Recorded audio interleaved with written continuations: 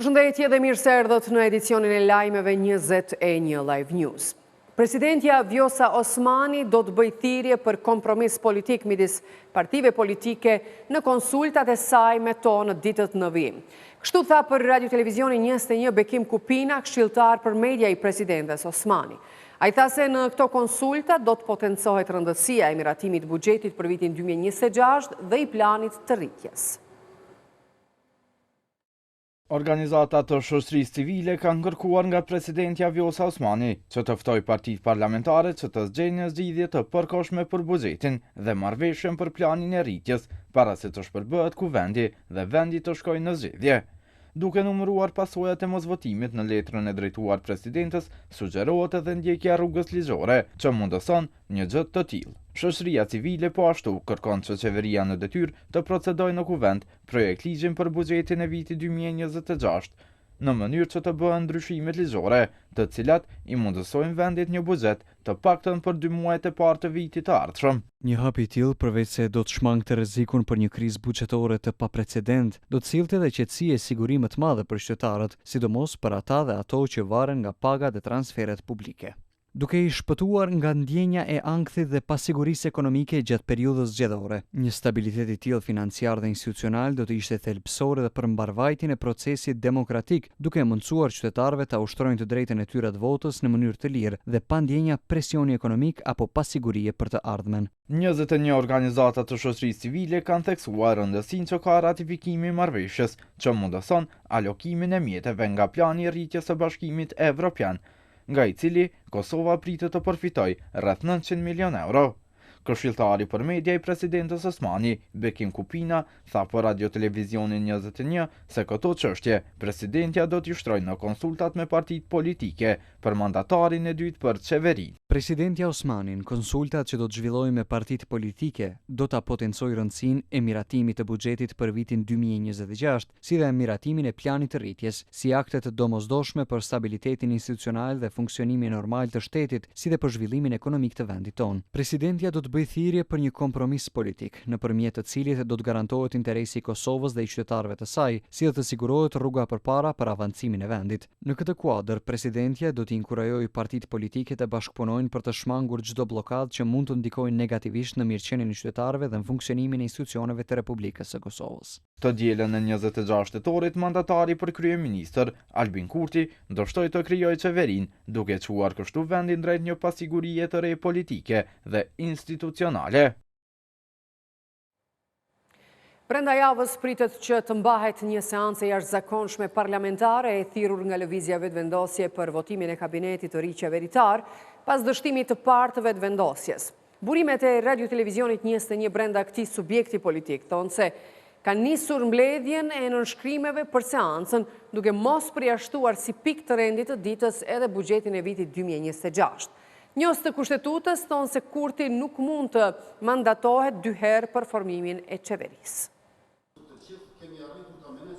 Pas dështimit për formimin e qeverisë së re nga mandatari Albin Kurti, lëvizja vetëvendosje ka filluar mbledhjen e 40 nënshkrimeve të nevojshme për thirrjen e një seance të jashtëzakonshme. Burimet e Radio Televizionit 21 brenda vetëvendosjes na bëjnë me dije se synimi është që seanca të mbahet brenda kësaj jave, duke mos përjashtuar se mund të votohet për herë të dytë për formimin e qeverisë së re, por mund të jetë edhe për miratimin e buxhetit. Të njëjtat burime nuk e përjashtojnë mundësinë që në konsulta me presidenten mund të dërgohet kandidati i njëjtë për mandatar, Albin Kurti, por Kushtetuta e Kosovës në nenin 95.4 nuk e mundëson riemërimin e Kurtit.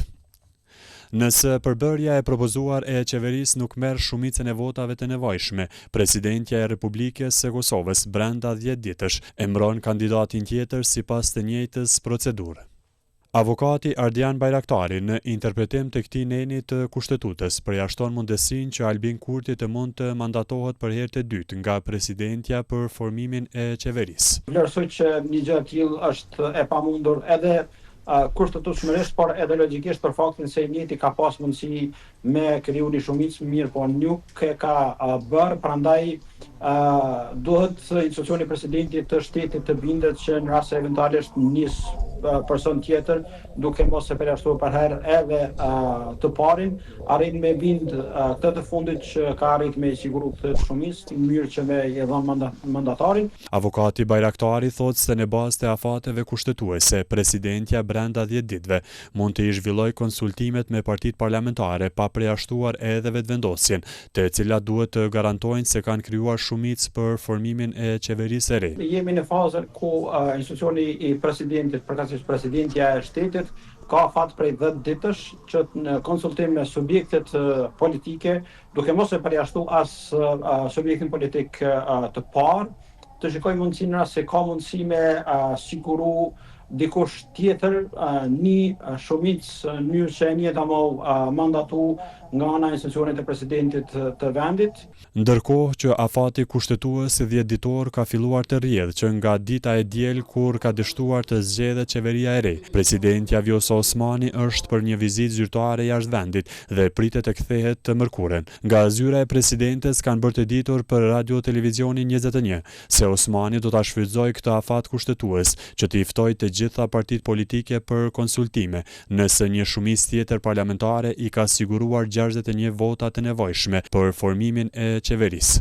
Ndërkohë në vetëvendosje zyrtarisht i kanë thënë Televizionit 21 se nuk do të dërgojnë kandidat tjetër tek presidentja për formimin e qeverisë, përveç Albin Kurtit. Partitë e ish opozites kanë thënë se nuk i kanë votat e nevojshme për krijimin e një shumice tjetër parlamentare.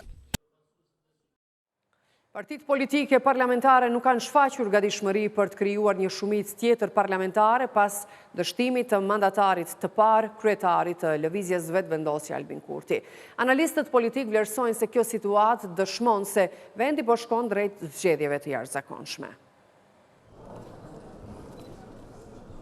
Dështimi i mandatarit, kryetarit të vetëvendosjes Albin Kurti për formimin e qeverisë së re nuk ka shpërfaqur gatishmëri tek subjektet politike për krijimin e një shumice tjetër parlamentare. Radio Televizioni 21 ka kontaktuar të gjitha partitë parlamentare shqiptare, vetëvendosjen PDK-n, LDK-n, AK-n dhe Nismën, nëse do t'i përgjigjen ftesës presidentes Vjosa Osmani për konsulta dhe nëse ka një iniciativë tjetër për formimin e një shumice parlamentare. Zyrtarët e partive të kontaktuara nga televizioni në parem kanë thënë se i përgjigjen ftesës presidentes, por nuk kanë shfaqur gatishmëri për të marrë iniciativë për formimin e qeverisë së re. Ndërkohë, profesori i shkencave politike Ibrahim Gashi konsideron se dështimi i së dielës për formimin e qeverisë së re erdhi pasi i mandatuari nga presidentja Osmani, kryetari i vetëvendosjes Albin Kurti, nuk ka qenë fleksibil për të gjetur një partner të koalicionit për sigurimin e votave të nevojshme për formimin e qeverisë. Konsideroj që edhe zoti Kurti nuk ishte shumë fleksibil në atraktimin e ndonjërit nga këto parti për t'i pas partner.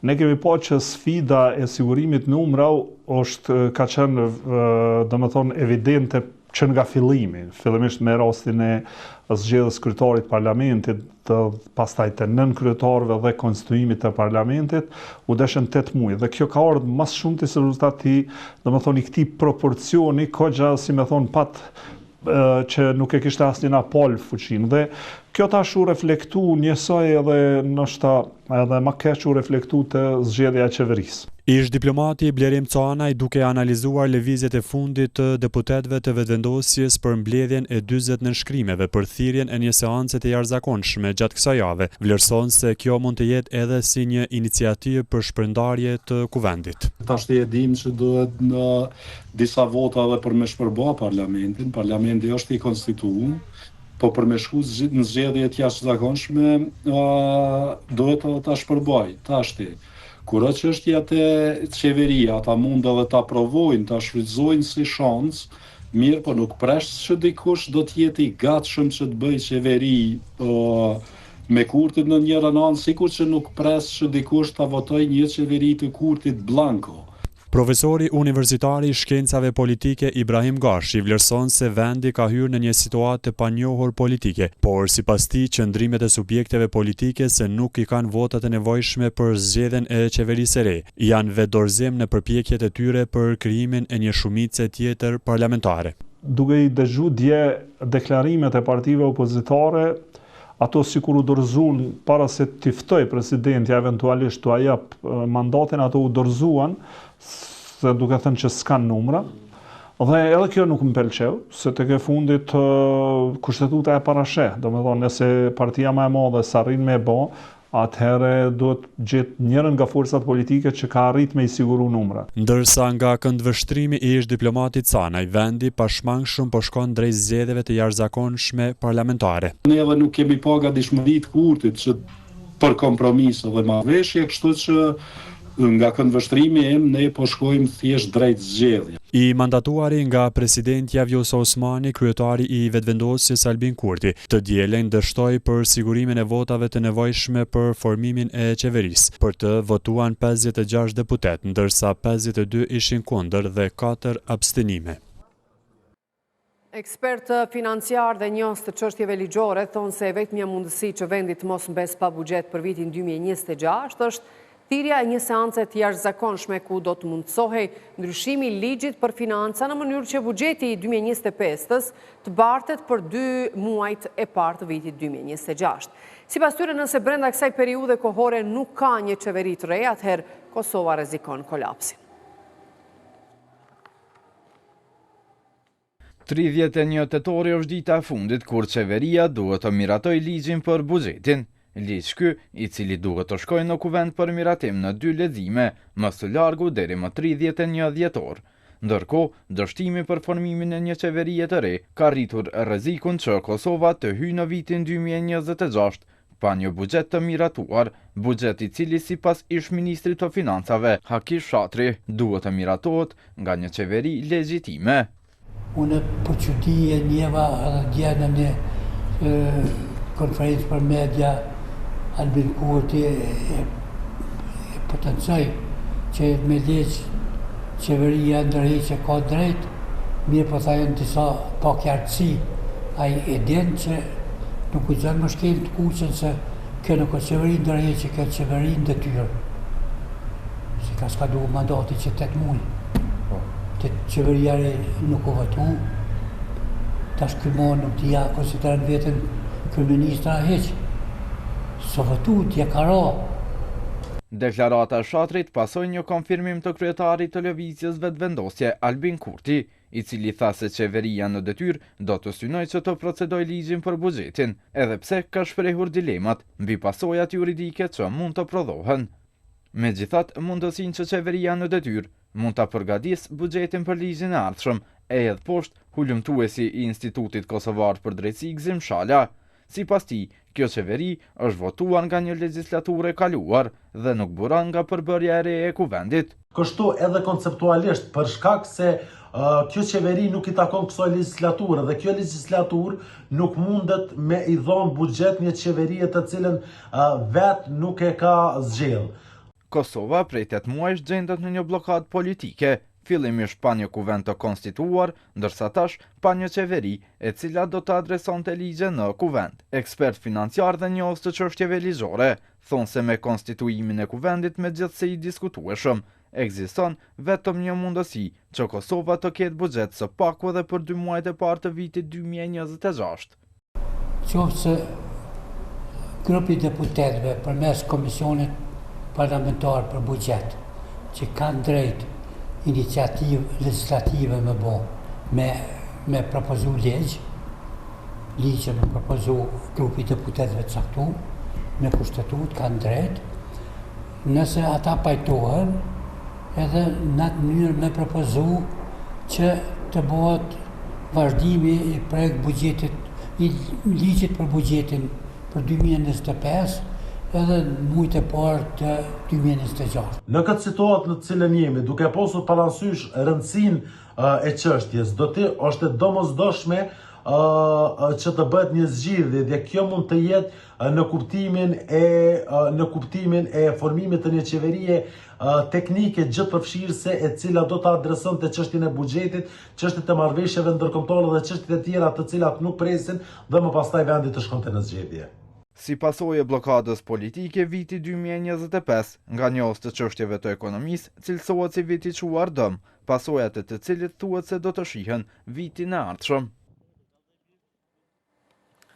Një numër sindikatash të sektorit publik nuk i përjashtojnë grevat dhe protestat në rast se mbesin pa paga në muajt e ardhshëm si pasojë e mos aprovimit të ligjit për buxhetin 2026.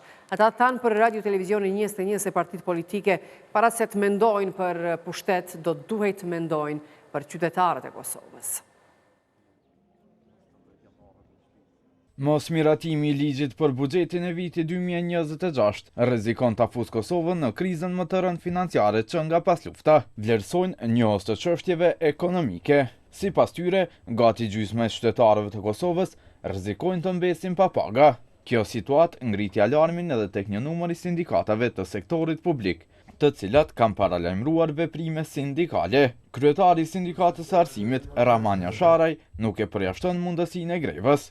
Urojmë që qeveria në shkurje, urojmë që njerëzit që e pyeten për shtetin tonë ta gjejnë një zgjedhje në mënyrë që njerëzit mos ta mbeten pa paga në janar, mbas se do të veprohet si ndonjëherë tjetër që 3 mujor i parë vendoset sipas ligjit paraprak, por sidoqoftë nuk kemi pa e mundur, pa e thënë, kjo që ka ndodhur nuk është dashur të ndodhë. Është dashur që moti të kemi parlament, është dashur që moti të kemi qeveri, e jo të shpritet ndoshta do të shkohen në zgjedhje të reja dhe gjërat do të komplikohen shumë dhe ne nuk mund të heshtim nëse njerëzit tonë mbesin pa paga qoftë edhe për një muaj. Në një situatë të pamundësisë së miratimit të buxhetit, rrezikohet drejt për drejt edhe ekzekutimi i pensioneve dhe i ndihmave sociale. Drejtori i Asociacionit të Komunave të Kosovës, Sazan Ibrahimi, vënë pas se nuk do të ketë as projekte kapitale në për komuna. Domethënë, nëse do kemi zgjedhje qendrore këtë vit, deri në fund vitit, atëherë Kosova do të ketë mjete financiare edhe për shkurtin e vitit tashëm. Unë po i referojmë ligjit për financa publike dhe përgjithësi. Domethënë, nëse nuk do të kemi deri në fund këtij viti, kemi mjete financiare për janarin e vitit tashëm, nëse do të kemi zgjedhje qendrore dhe edhe për shkurtin e vitit tashëm. Dhe nëse nuk do të kemi votim të buxhetit gjatë kësaj periudhe kohore, atëherë që nga 1 marsi do të kemi një krizë financiare, ku nuk do të shërbisht publik, nuk do të kenë paga, rastet sociale nuk do të mund të përkrahen nga buxheti i shtetit, gjithashtu edhe pensionerët nuk do të kenë pensione, nuk do të ketë investime kapitale. Do të thonë me legislacionin e fuqi, Republika e Kosovës në këto situata mund të paguajë vetëm këstet e kredive ndaj institucioneve ndërkombëtare që kanë marrë kredi të buta. Ligji për buxhetin e vitit 2026 është i parapartë të votohet në qeveri më së largu në ditën e fundit të muajit tetor, ndërkohë që i njëjti duhet të kalojë në 2 lexime në kuvent deri më 31 dhjetor. Megjithatë, eksperti financiar Remzi Ismaili ngre dilemat nëse qeveria në detyrë mund të ndërmarrë nisma për ndryshimin e ligjit për buxhetin në mënyrë që Kosova të ketë buxhet për së paku 2 muajt e parë të vitit të ardhshëm. Kështu që implikimet të mëdha buxhetore do ta shkaktojnë patjetër një krizë tjetër ekonomike, edhe me vetë faktin që punëtorët do të kenë kufizime në marrjen e pagave, sidomos punëtorët e shërbimeve publik, dhe kjo e vështirëson edhe me tej situatën në përgjithësi ekonomike që është në Kosovë. Përveç buxhetit, si pasojë e blokadës në kuvent, Kosova humb qindra miliona euro nga plani i rritjes i Bashkimit Evropian, ndërkohë që vendet e tjera të rajonit tashmë kanë përfituar mjetet e dyta nga ky plan.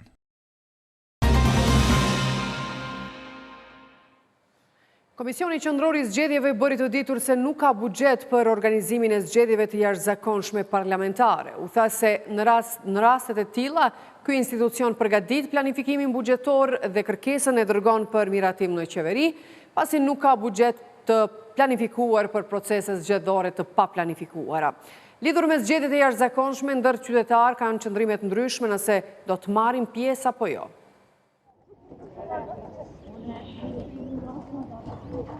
Dështimi për formimin e qeverisë ka shtuar zërat dhe mundësinë për zgjedhje të jashtëzakonshme parlamentare, madje jo për 1, por për 2 palë zgjedhje, por sa janë të gatshëm qytetarët të dalin në një proces të ri zgjedhor. Ne kemi përjetuar një situatë, domethënë shumë të keqe për sa i përket fateve të Kosovës, të papërgjeshmërisë atyre që dolën të parët, të paaftësisë për të krijuar një marrëveshje.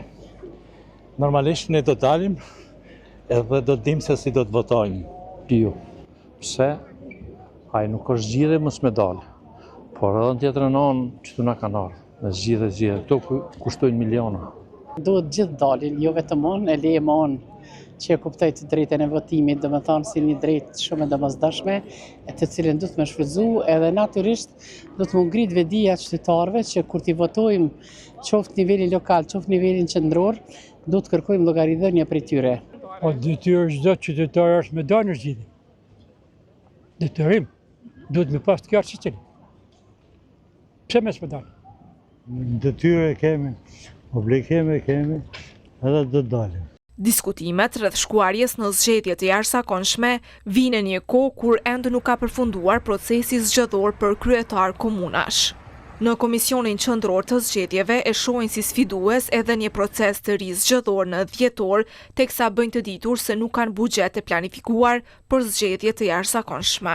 Për një proces të ri zgjedhor parlamentar, Komisioni Qendror i Zgjedhjeve nuk ka buxhet të planifikuar, sepse këto do të ishin zgjedhje të paplanifikuara, pra që ndodhin në një vit zgjedhor, por që nuk është planifikuar mbajtja e këtyre zgjedhjeve. Në raste të tilla, sepse kemi pasur edhe në të kaluarën, Komisioni Qendror i Zgjedhjeve përgatit planifikimin buxhetor dhe kërkesën e dërgon për miratim në qeverinë e Republikës së Kosovës. Zgjedhjeve të reja. Një ditë më parë pas dështimit për formimin e qeverisë të dielën, kryetari i Lëvizjes Vetëvendosje Albin Kurti paralajmëroi 2 palë zgjedhje të jashtëzakonshme deri në pranverë.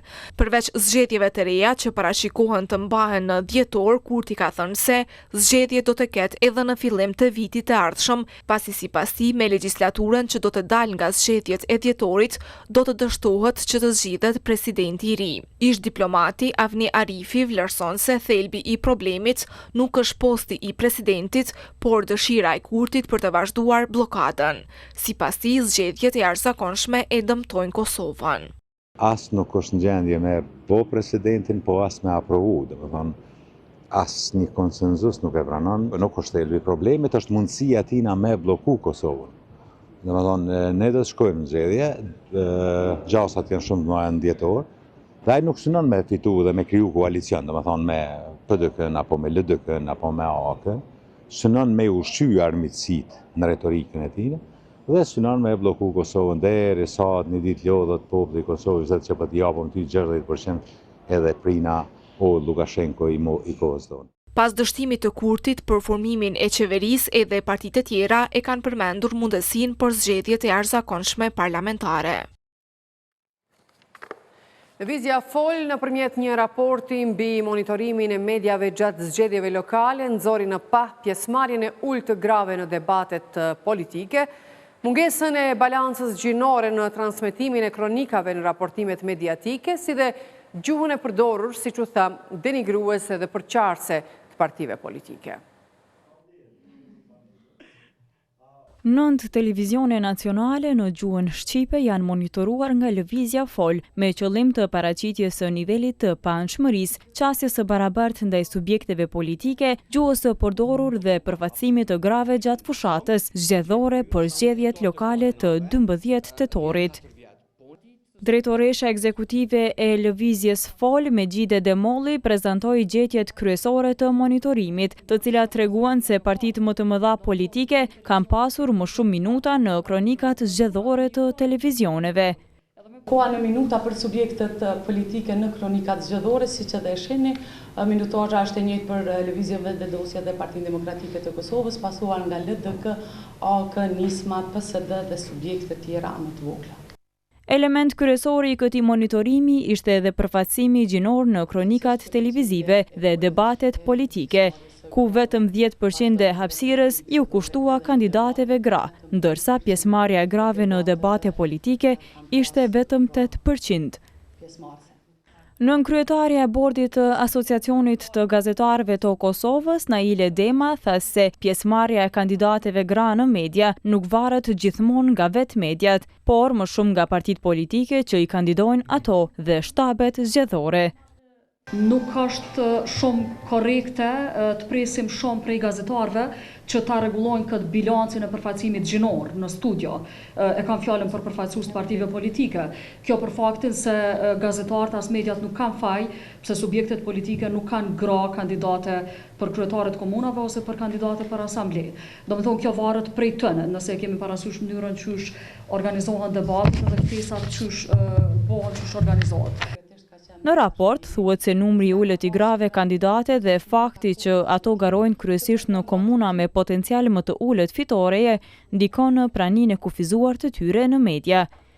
Vëmendjen më të madhe mediatike ndër qytetet e Kosovës e mori Prishtina me gjithsej 616 minuta transmetim, e ndjekur nga Prizreni me 172 minuta, Mitrovica e Jugut me 120 minuta, si dhe Gjilani e Vushtria. Kryeredaktori i Telegrafit Muhamet Hajrullahu tha se kjo ndodh pasi Prishtina është qendër politike dhe administrative e vendit. Pse e merr Prishtina, pyetja po kthejna shkurt, pse e merr Prishtina, le të themi kët na 100%, s'po them, për shkak të fokusit kryesor. Prishtinë, administrata, qendra, temat, niveli, debati ishte më i madh. Prandaj nuk vijnë fort në konsiderim për shembull pasaj këto temat si në Hantelezet, Kaçanek, edhe nëse ka garë jashtëzakonisht. Raporti gjithashtu tregon se kandidatët me prezencën më të lartë mediatike në kronikat zgjedhore ishin 5 kandidatët por komunën e Prishtinës, në krye Uran Ismaili, pasuar nga Herula Qeko, përparim Rama, Besa Shahini dhe Bek Berisha. Kryesia e Kuvendit Kosovës do të mbajë mbledhje të enjte në orën 14. Në rendite janë 2 pika. Antarët e kryesisë do të zhvillojnë konsultim për funksionalizimin e trupave punuese të kuvendit. Ata gjithashtu do të diskutojnë rreth miratimit buxheteve komunale për vitin 2025 për komunën e Prishtinës, Gjilanit si dhe atë të Zubin Potokut.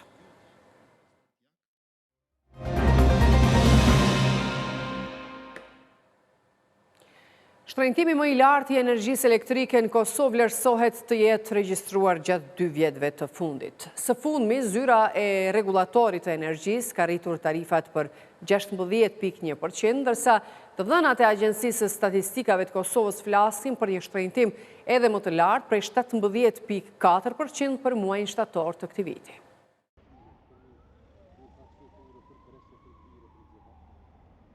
Me nervozizëm e zhgënjem, qytetarët flasin për ngarkesën financiare që u ka shkaktuar ngritja e çmimit të rrymës. Ata shprehin mlefin edhe ndaj mosveprimit të institucioneve për gjendjen e krijuar me energjinë elektrike. Sipas tyre, shteti duhet të ketë kontroll mbi çmimin e rrymës në mënyrë që bara faturave të mos bie vetëm mbi qytetarët.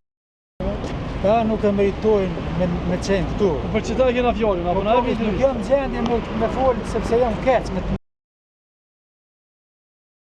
Zonë që jam i frustruar për këtij vendi, me të gjitha që nuk keni idenë, ju lutem, ju bëj thirrje si qytetar i Kosovës, ndryshoni këto sene e qëndroni qytetarëve përballë, për rrymë, mirë këta njerëz që janë këtu. Jo shumë shtrejt, po tepër shtrejt, ma shtrejt se në Gjermani është. Rryma në Kosovë është më shtrejt se në Gjermani. Rroga në Kosovë mesatarja është dikun 2500 euro. Mesatarja. Nuk po flas për tulë të talë, po 2500 për 2500 euro. Është më e lirë rryma se në Kosovë. Le të vërtetojnë çu dojnë, kur doni obi fakturat e tjetër dhe të thujt. Edhe shihni që është mas e vërtetë. Ku do të mu adresu ajo? Nëse qeveria nuk e përcakton çmimin, por përcakton tregu, atëherë do të parlamenti me shtetëzu kompaninë edhe me kontrollu çmimet. Po qeveria se nuk kontrollon çmimin. Besoj se kushtet nuk janë, me të ardhnat momentale që populli i ka këtu në Kosovë, po nuk kemi çka vënë, jena në mshirën e politikanëve tonë. Po i zhdesh shteti me bë diçka, ashtu për rrym po edhe për gjëra tjera, po sidomos për rrym po. Zyra e Rregullatorit për Energji ka paralajmëruar shqyrtim të tarifave të energjisë elektrike në fund të vitit dhe se varësisht nga kostoja e sistemit do të vendoset për rritje ose ulje të tarifave. Por zërei në një përgjigje me shkrim për Radio Televizionin 21 tha se nuk pritet të ketë rritje të çmimeve të rrymes përfshirë periudhën e dimrit. Tarifat aktuale të energjisë elektrike të miratuara nga Zyra e Rregullatorit për Energji në prill të këtij viti janë në fuqi deri më 31 mars të 2026. Kjo nënkupton se nuk priten ndryshime apo rritje të çmimeve për muajt në vijim, përfshirë edhe periudhën e dimrit. Pavarësisht kundërshtimeve dhe protestave të qytetarëve kundër rritjes së çmimit të energjisë elektrike, në prill të këtij viti Zyra e Rregullatorit për Energji mori vendim për miratimin e tarifave të reja, të cilat u thas janë mesatarisht 16.1% më të larta se më parë. Por Agjencia e Statistikave të Kosovës në publikimin e indeksit të harmonizuar të çmimeve të konsumit për muajin shtator 2025 ka bërë të ditur se ka pasur rritje të çmimit të energjisë elektrike prej 17.4%.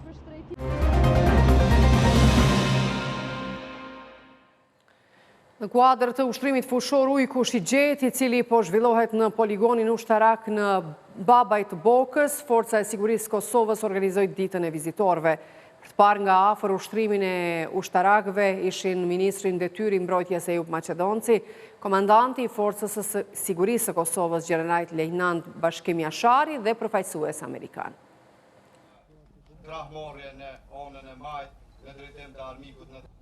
Ministri në detyrë i mbrojtjes Ejup Maqedonci tha se me ushtrimin fushor ujku Shigjet përmbyllet një nga objektivat kryesore të planit zhvillimor të Forcës së Sigurisë së Kosovës. Ai lavdroi komandantin e FSK-s Bashkim Jasharin për angazhimin e pashembullt në arritjen e objektivave të ushtrisë së Kosovës. Sot është një ditë shumë e rëndësishme për ushtrin tonë, Forcën e Sigurisë së Kosovës, sepse sot po përmbyllim një ndër objektivat kryesore të planit zhvillimor të Forcës së Sigurisë së Kosovës, atë të certifikimit dhe validimit të gjitha kapaciteteve të këmbësërisë, pra regjimenteve të këmbësërisë të Forcës së Sigurisë së Kosovës. Pra me këtë ushtrim ne po përmbyllim një fazë dhe po kalojmë në një fazë tjetër për të cilën vetëm i kemi marrë masat dhe jemi duke u përgatitur për ta finalizuar. Me këtë rast falenderoj dhe përgëzoj komandantin e Forcës së Sigurisë së Kosovës, Gjeneral Jasharin, për punën e jashtëzakonshme dhe angazhimin e pashembullt për të arritur objektivat pavarësisht sfidave. Sipas Maqedoncit, investimet në sektorin e mbrojtjes janë mbështetje shtesë për kapacitetet e Forcës së Sigurisë Kosovës për të arritur objektivat e saj. Falenderojmë edhe ekipet nga ushtria e Shteteve të Bashkuara të Amerikës, të cilat kanë qenë vazhdimisht krah zhvillimit të Forcës së Sigurisë së Kosovës, investimet e qeverisë në mbrojtje, në armatim, personel, trajnim dhe infrastrukturë janë një mbështetje shtesë për kapacitetet e Forcës së Sigurisë së Kosovës në arritjen e objektivave që kemi përpara. Ushtrimi fushor ujku Shigjet ka nisur më 20 tetor dhe përfundon më 29 tetor.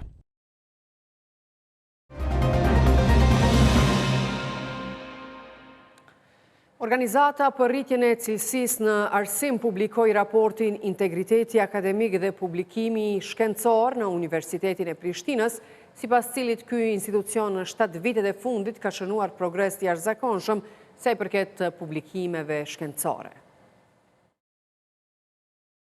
Drejtori ekzekutiv i kësaj organizate, Dibran Hoxha, tha se ky progres në Universitetin e Prishtinës tregon se vetëm në 7 vjetet e fundit ky institucion ka prodhuar më shumë shkencë se sa në 3 dekada. Institucionet publike të arsimit të lartë, specifikisht Universiteti i Prishtinës, ka bërë një përparim të jashtëzakonshëm në vitet e fundit sa i përket publikimit shkencor, pra prodhimit shkencor në këtë institucion, rrjedhimisht edhe justifikimit të titujve akademik. Prej vitit 1988, kur është evidentuar publikimi i parë shkencor në Universitetin e Prishtinës, deri në vitin 2017 kanë qenë 1310 punime të identifikume në UP, ndërsa prej vitit 2017 deri në fund të vitit 2024, sepse ju mund ta shihni edhe te këto bookmarks, e keni do të thonë QR kodin që ju çon te grafika që do i prezantojmë sot. Dhe në vitin 2024, nga viti 2017, janë të evidentuar edhe 2600 punime të tjera në Universitetin e Prishtinës. Pjesë e publikimit të këtij raporti ishte edhe rektori i Universitetit të Prishtinës, Arben Hajrullahu, sipas të cilit progresi i UP-s është një sukses i përbashkët. Ai theksoi se Universiteti i Prishtinës, sa i përket integritetit dhe justifikimit të titujve akademik, qëndron më mirë se sa universitetet e tjera, madje edhe shqipfolse në rajon. Asnjëherë, asnjë dyshim, mosa më e madhe e profesorëve, mos më thonë që të gjithë me ndonjë përjashtim më të vogël, nuk e kam po as agjencionin e akreditimit, po as shoqërinë civile si kundërshtar. Jemi të njëjtën anë të medaljes të provu me u përmirësu secilën herë. Statistika që i raportoni këtu tregojnë për një sukses të përbashkët. Ndërkaq, drejtori i Agjencisë së Akreditimit të Kosovës, Naim Gashi, tha se Universiteti i Prishtinës në justifikimin e titujve akademik ka shënuar rritje prej 55% në krahasim me vitin 2018. Kur i shohëm Universitetin e Prishtinës e bona një krahasim 2018-2024, domethënë kur sot janë 74% i arsyetojnë titujt akademik, më parë ka qenë 55, më parë ka qenë 41, domthoni bjen një rritje 55% që e kalkulova këtu. Domthon 2018-2024 për 6 vite mu rrit 55% arsyetimi i titujve akademik, besoj që është një arritje e madhe edhe kjo, si agjencia akreditimit neve na gëzon shumë. Qëllimi jon është i përbashkët ngritja e cilësisë dhe kjo po tregohet edhe me statistika. Sipas Orcas, punimi i parë i personelit akademik të Universitetit të Prishtinës i evidentuar në databaza ndërkombëtare është publikuar në vitin 1988.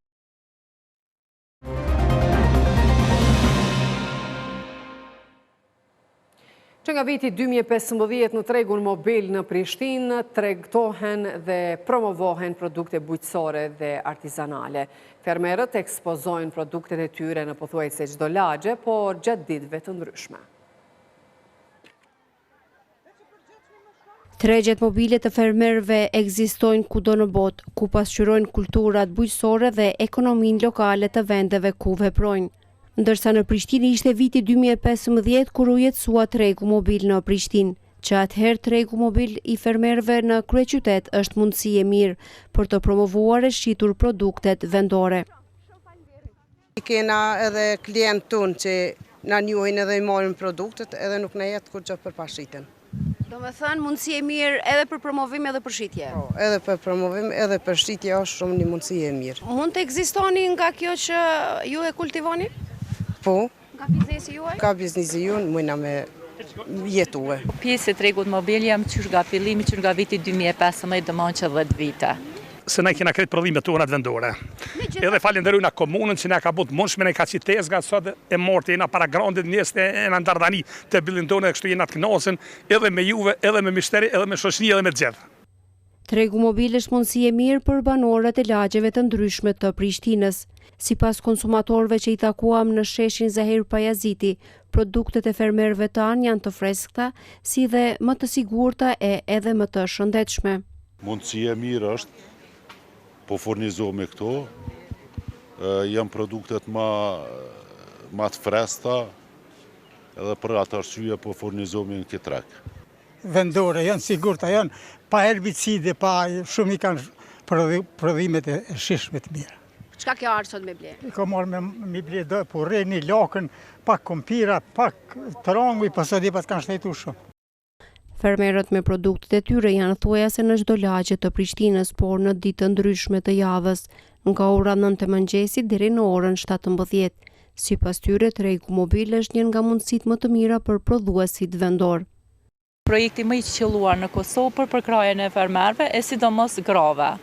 Dhe ne sjellim produkte domethënë nga plantacionet tona, nga tokat tona, prodhime vendore 100% natyrale.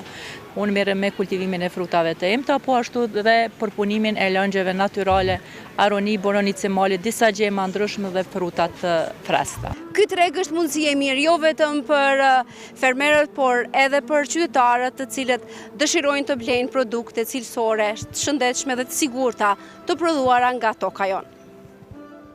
Në tregun mobil në Prishtinë, përveç produkteve bujqësore, shiten dhe promovohen edhe krijime artizanale.